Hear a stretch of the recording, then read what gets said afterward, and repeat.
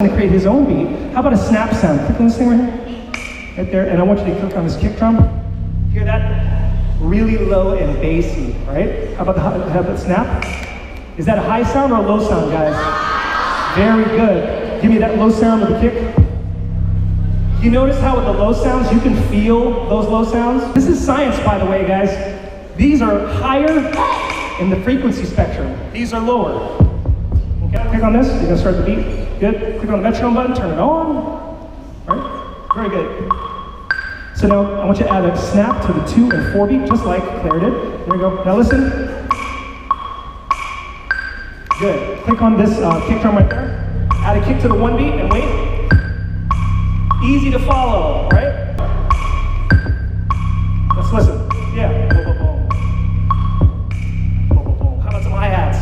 How about light up all the hi-hats in the first 2 rows? Do it 2 hands. 2 hands as fast as you can up to.